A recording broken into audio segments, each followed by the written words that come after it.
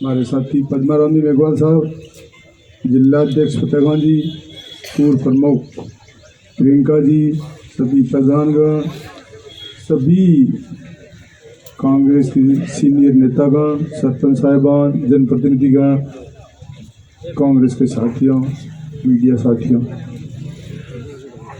जैसा कि मेरे से पूर्व सभी वक्ताओं ने आज जिस तरह से हमारी नेता सोनिया जी और राहुल जी, जिनको सरकारी एजेंसियों द्वारा परेशान किया जा रहा है, और उसके लिए सभी वक्ताओं ने अपनी बात रखी। बहुत ही विस्तार पूर्वक अब सभी मेरे से पूर्व बच्चा पद्माराम जी और चार अन्य सभी वक्ताओं ने पूरी बात रखी। और जो मेन ये जो उद्देश्य है भारतीय जनता पार्टी का कि कांग्रेस से सबसे ऊंचे पदों पर आज हमारी अध्यक्षा सोनिया जी और राहुल जी, इन पर हमला किया जाए ताकि नीचे वाले दब जाए और डर जाए। अब मोदी जी को ये पता नहीं कि वो सोनिया गांधी इंदिरा गांधी की बहू है, जिसके पति ने देश के लिए बलिदान दिया, सास ने बलिदान दिया, और देश को आज़ाद कराने में इनका परिवार का क्या योगदान रहा। वो कोई डरने वाली है न झुकने वाली है। और कांग्रेस के नेता और कार्यकर्ता इतने मजबूत है कि आप चाहे ईडी लाओ, सीबीआई लाओ और चाहे इनकम टैक्स लाओ, आपसे कुछ नहीं होगा। और लोगों को भ्रमित करना, झूठ बोलकर सत्ता में आना, आपने क्या क्या सपने दिखाए। पहले इलेक्शन में आपने कहा कांग्रेस के नेताओं पर किस तरह से भ्रष्टाचार, 2G, 3G, बैंक घोटाला, कोयला घोटाला, कितने घोटाले आपका आरोप लगाया, एक भी साबित आपसे हुआ। सिर्फ झूठ बोल कर आप सत्ता में आ गए। नौजवानों को आपने झूठे आश्वासन दिए कि 2 करोड़ नौजवानों को हर साल नौकरी देंगे, काला धन विदेशों से हम वापस लाएंगे, एक एक खाते में हम 15-15 लाख रुपए डाल देंगे। पता नहीं कितने झूठे आश्वासन देकर सत्ता में आ गई।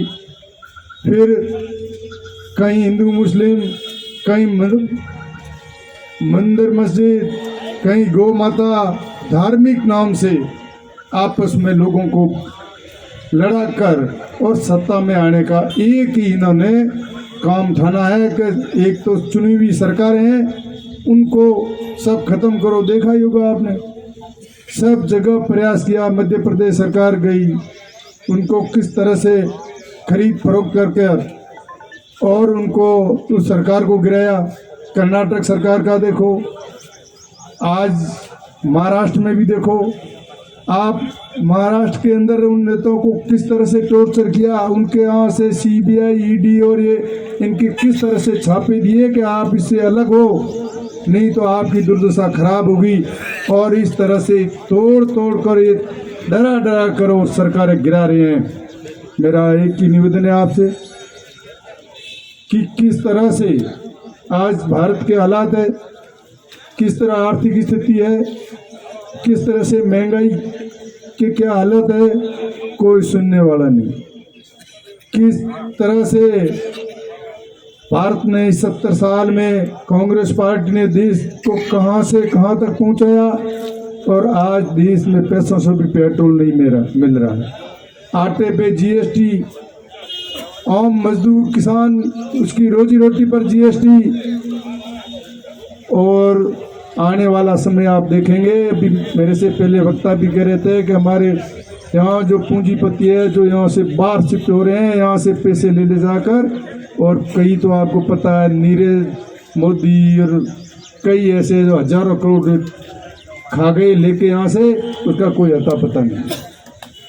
आज पड़ोसी देशों की हालत देखो, क्या बांग्लादेश के हालात है, क्या पाकिस्तान के हालात है, और क्या अफगानिस्तान के हालात है, और वैसे ही हालात भारत के करना चाह रहे हैं, तो हमें समझना होगा कि हमें मजबूती के साथ इस भारतीय जनता पार्टी की जो इस कुचालों में नहीं फंसकर, इन बातों में नहीं आकर, झूठ बोल बोल कर जिस तरह से सत्ता में आ रहे हैं, आपस में लड़ा झड़ा कर, हिंदू मुस्लिम आपस में कर, अब किस तरह का वातावरण बिगाड़ रहे हैं। इनको कोई विकास से लेना देना नहीं, कोई आपस में सद्भाव कैसे बिगड़े और किस तरह हम वापस सत्ता में चिपके रहे, यही लक्ष्य है। इसी लक्ष्य को लेकर ये जगह जगह दंगे फसाद और इस तरह से जो हो रहे हैं। अब किसकी सरकार है?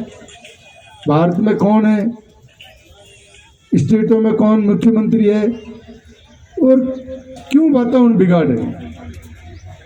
ये सारी बातों विचारनी है। मैं लंबी चौड़ी बात नहीं कहता हुआ आप सभी से ये आह्वान करना चाहूँगा कि मजबूती के साथ